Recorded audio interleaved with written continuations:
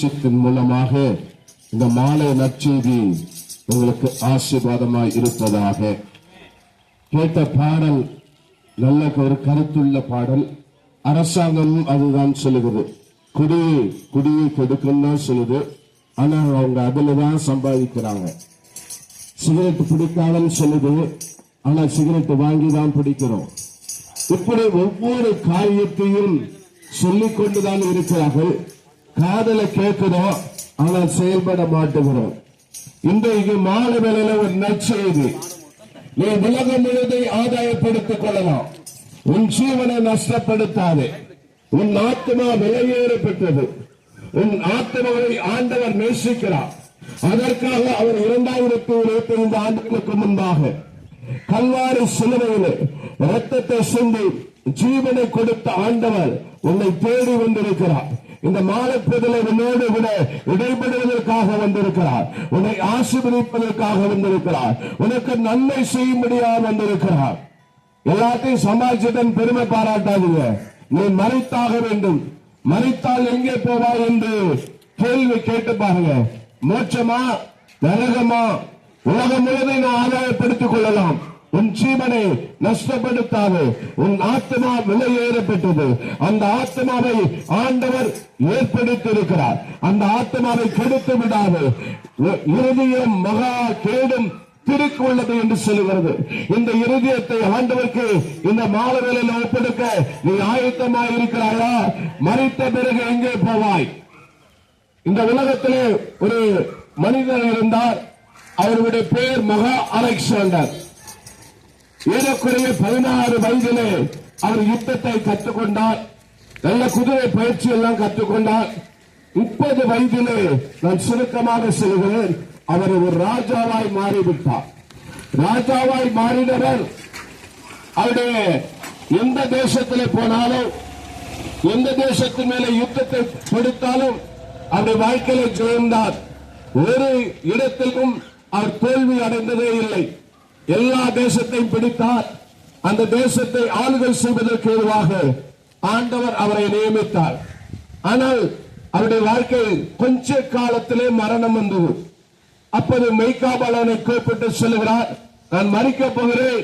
இந்த வியாதி, இந்த ஜுரம் என்னை வாட்டிக் கொண்டிருக்குது. அதனால் நான் மரித்த பிறகு என்னுடைய பெட்டியிலே, அந்த பெட்டியில 2 ஓட்டை போட்டு என்னுடைய கையை வைத்து விடு என்று சொன்னார். அதனுடைய ரகசியம் என்ன என்று கேட்டார்.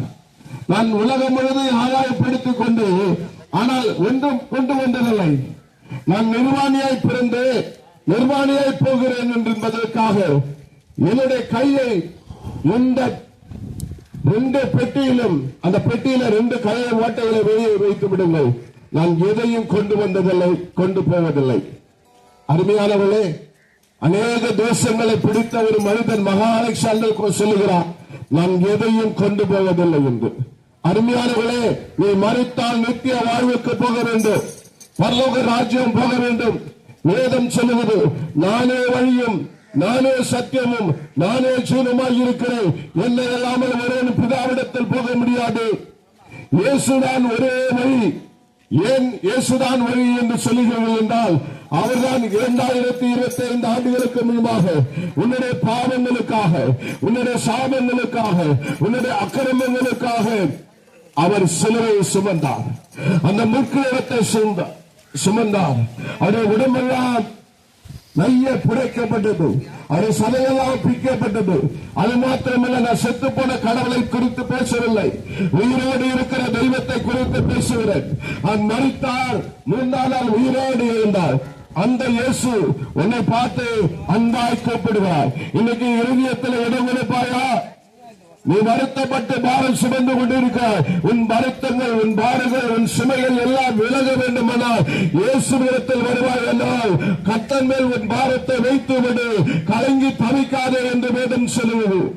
இந்த மாறவில்லை, இயேசுவை ஏற்றுக்கொள். உன் இருதயத்தை ஆண்டவர் கூப்பிடு. நீ நரகத்திலிருந்து, அக்கினி கந்தகம் எரிய கடலிலிருந்து தப்பித்துக் கொள்ள முடியும். அவர்தான் ஒரே வழி.